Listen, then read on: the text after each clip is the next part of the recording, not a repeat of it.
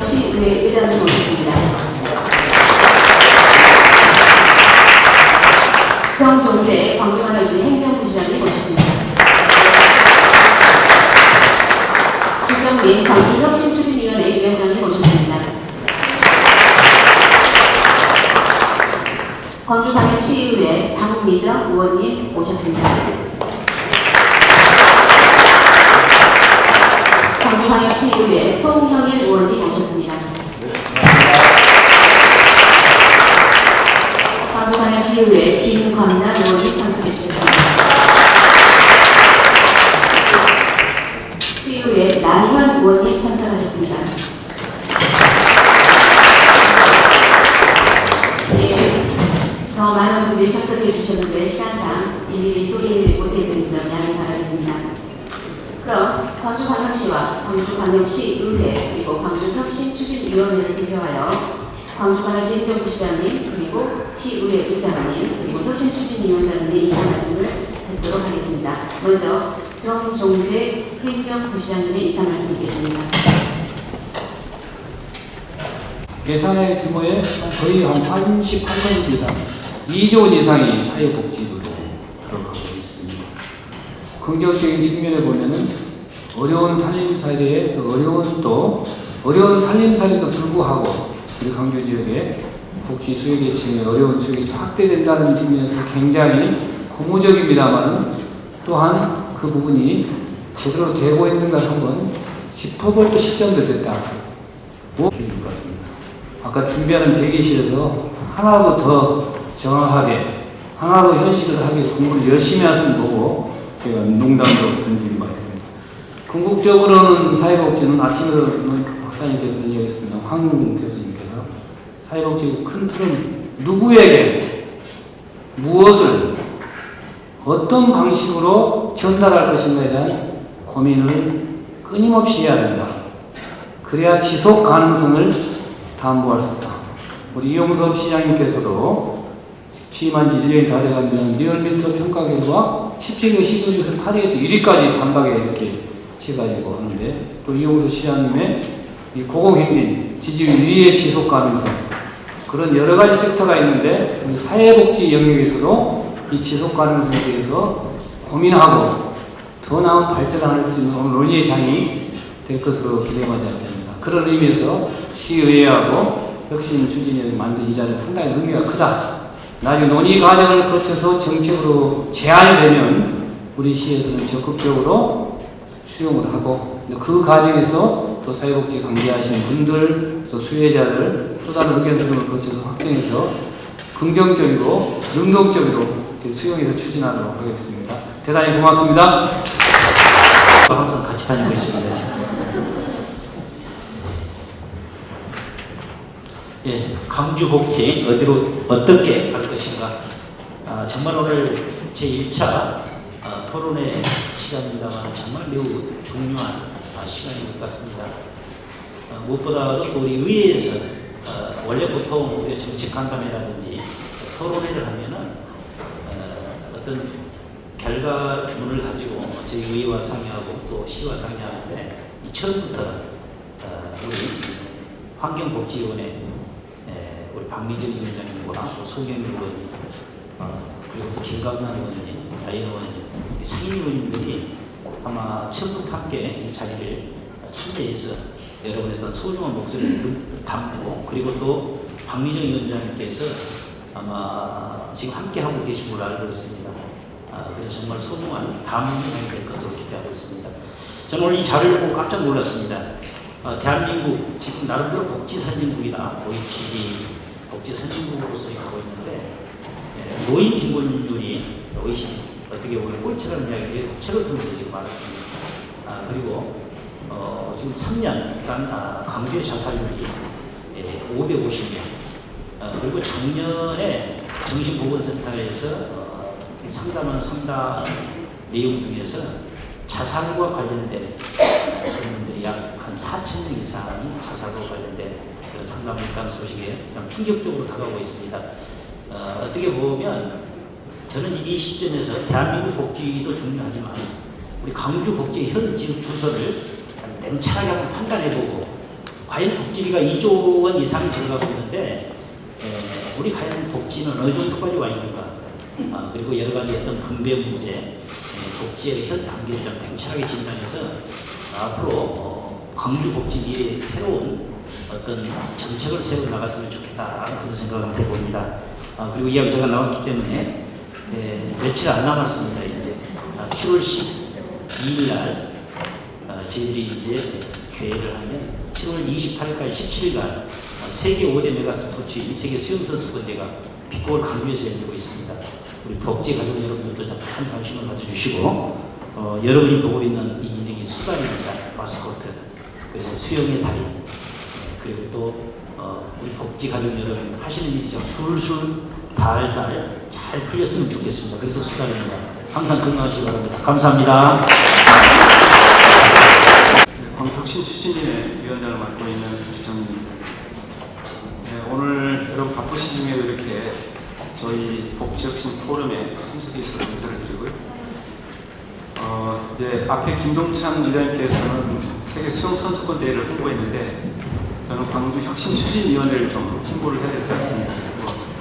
잘 아시다시피 광주혁신추진위원회는 시장 직속의 자문기구입니다. 그래서 광주시정 전반에 걸쳐서 혁신해야 할 상황에 대해서 저희가 권고도 하고 제안도 하고 그런 역할들을 하고 있고요.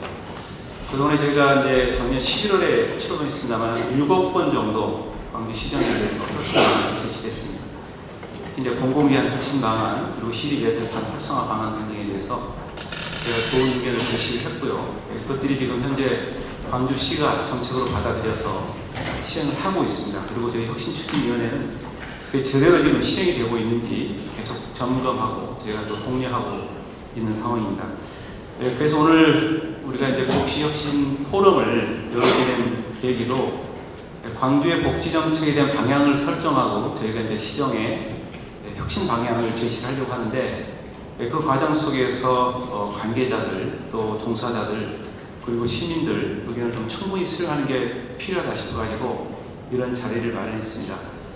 대본이 잘 되고 모든 사람들이 공평하게 나눠가야 된다 이런 것들을 이제 많이 말씀하시는데 최근에는 그것뿐만 아니라 이 중간에 있는 공정성이라는 측면이 상당히 많이 강조되고 있습니다.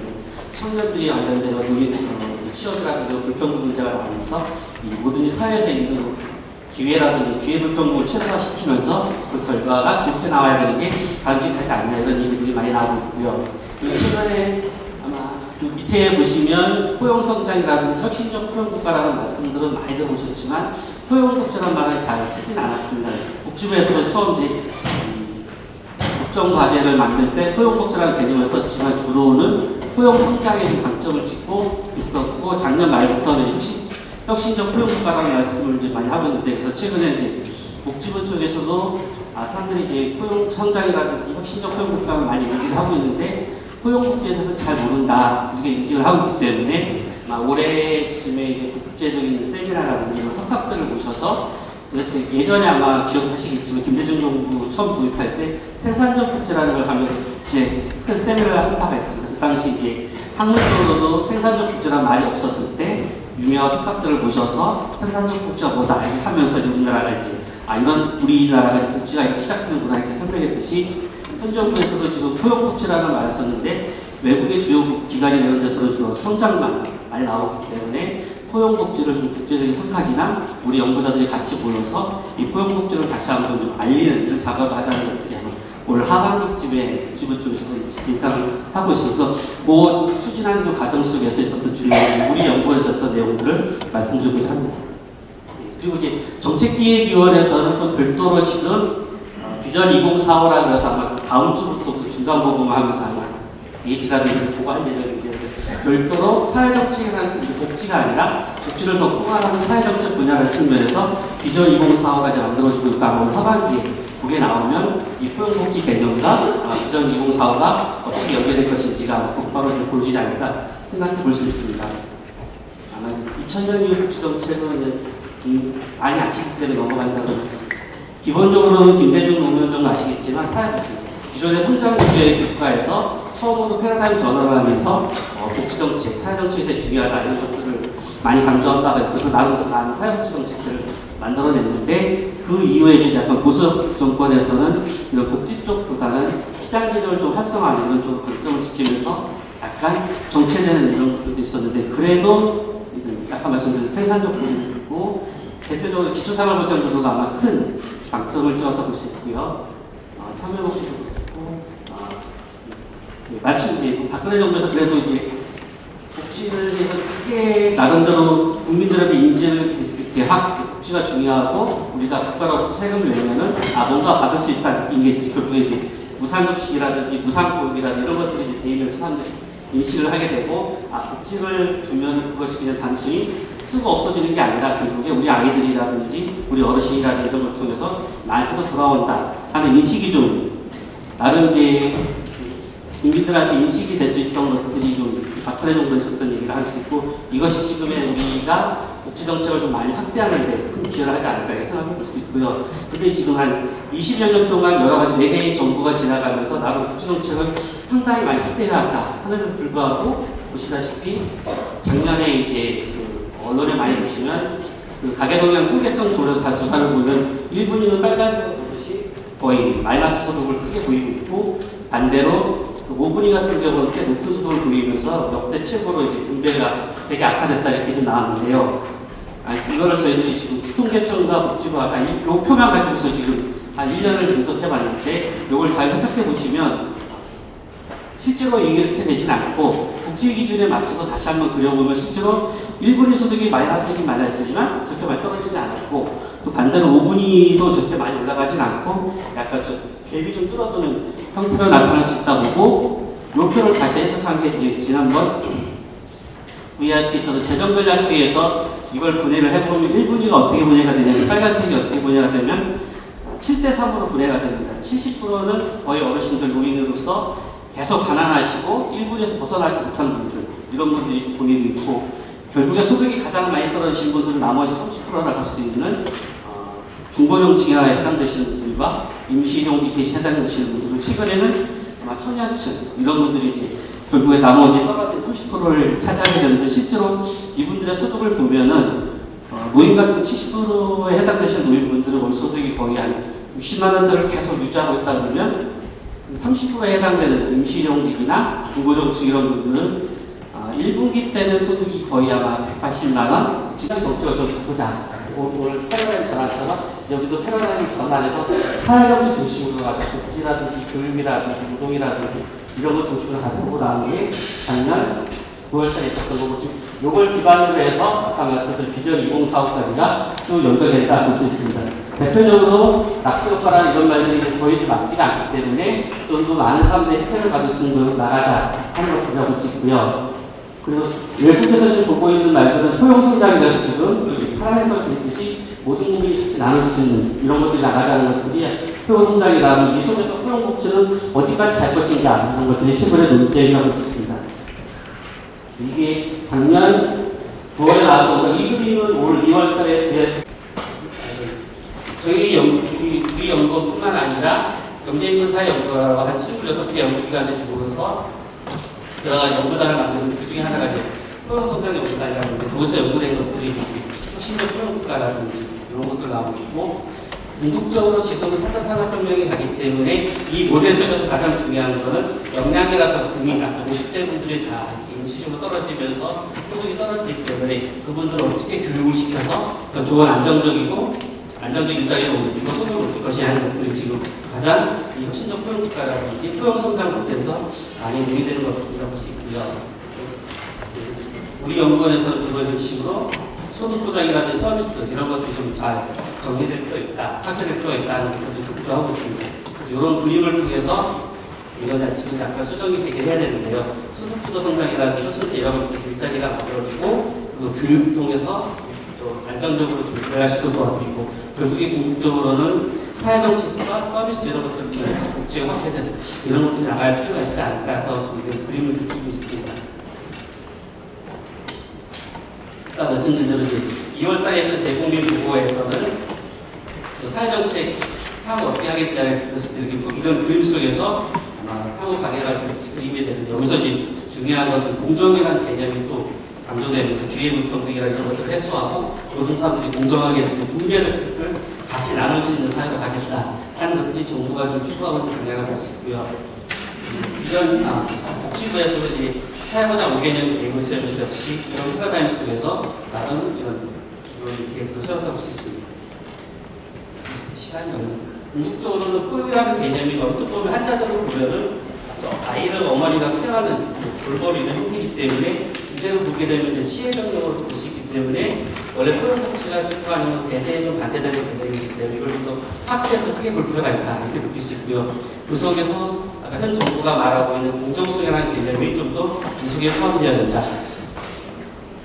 그러다 보면 또 하나는 기존에 우리들은 대부분이 경제 성장이 되고 나서 그 과실을 나눈다. 그래서 그 나눌 때도 공정하게 나누자 이런 것들이 방점을 찍었다면 이 포용복지 쪽에서는 그게 아니라 단지 1%의 성장만 하더라도 그거를 가정 속에서도 바로바로 나눌 수 있는 5, 7%, 8% 성장하고 나누는 게 아니라 단 1%만 성장하더라도 그 과정 속에서 공평한 기회 속에서 그 성장 가치를 나누고 그것이 가난한 사람한테는 더 많이 그리고 돈이 많은 사람한테 세금을 통해서 걷어들이고 그게 불평등을 줄이는 이런 방향으로 나가는 것들이 이게 포용복지고 포용복지가 추가할 방향이 아닐까 이렇게 좀 생각을 하고 있고요.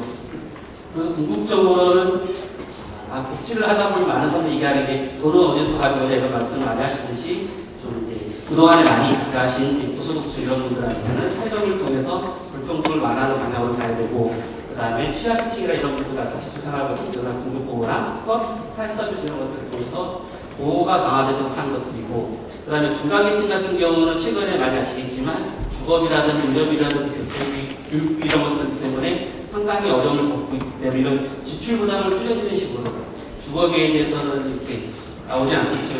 주거급여 같은 걸 확대하거나 학생들한테 임대아파트를 시공하는 이런 부담을 줄이고 교육 같은 경우는 교육불평등에서 나오는 격차 같은 걸 줄이는 이런 것들이 결국에 이 포용복지가 궁극적으로 가야 되는 방향이라고 볼 수 있고 아까 말씀드린 30% 이하에 있는 30% 유동층에 대해서 역량을 강화해서 새로운 일자리로 가서 일을 할 수 있도록 하는 것들이 결국 포용복지가 추구하는 거고요. 여기서 또 하나 빠질 수 없는 것들은 최근에 우리 사회에서 많이 나오고 있는 젠더라든지 문화적 다양성 이런 것들이 아마 이 개념 속에 포함될 필요가 있다. 이렇게 생각할 수 있고 또 많은 내용들을 좀 빨리 하다 보니까 그런데 궁극적으로 현 정부가 하고 있는 것들은 제가 주로 이제 소득보장 쪽에 있다 보니까 소득보장 쪽에서는 현재 기재부 쪽이라든 이런 쪽에서도 지금 보수적 재정주의라고 해서 언론에서 많이 보셨듯이 그 국가 채무 40%를 이제 지금부터 이제 얼마 전에 기재부 분들과 얘기해봤는데 잘 그걸 넘어설 수밖에 없다는 것들이 이제 많이 문제가 되고 있는 것들이고 그러면서 기초생활보장도에 대해 기초생활보장제도나 각종 사회복지제도 이런 것들이 상당히 이제 확대될 수 있는 여력이 좀 많이 있지 않을까 보이고요. 따라서 이제 지역에서도 아마 나름대로의 복지 서비스 같은 것들을 많이 이제 확대해야 될 텐데 그럴 때 좀 정교한 모델이라든지 이런 것들을 만들어진다 그러면 기재부 쪽에서도 어쩌면 그런 것들을 받아들일 준비를 며칠 전에 만난 그 기재부 사무관이라고 이렇게 봤을 때는 생각이 되어 있지 않을까 이렇게 생각해 볼 수 있습니다. 감사합니다. 이 단장님 발표처럼 일단 대한민국 전체의 복지 패러다임의 대전환이 지금 어떤 방향에서 추진되고 있는지를 일단 알자. 1섹션은 그거에 대한 토론이고요. 두 번째는 광주 복지 실태에 대한 점검이 필요하다. 와서 봤더니 누구를 탓하는 것은 아니지만 광주 복지 전반적인 총량 조사부터 시작해서 중장기 밑그림도 잘 확인할 수 없는 실정이 있습니다. 그래서 미진하지만 이 특위를 통해서 여론을 좀 청취하고 특히나 행정의 고민도 함께 포괄해서 뭔가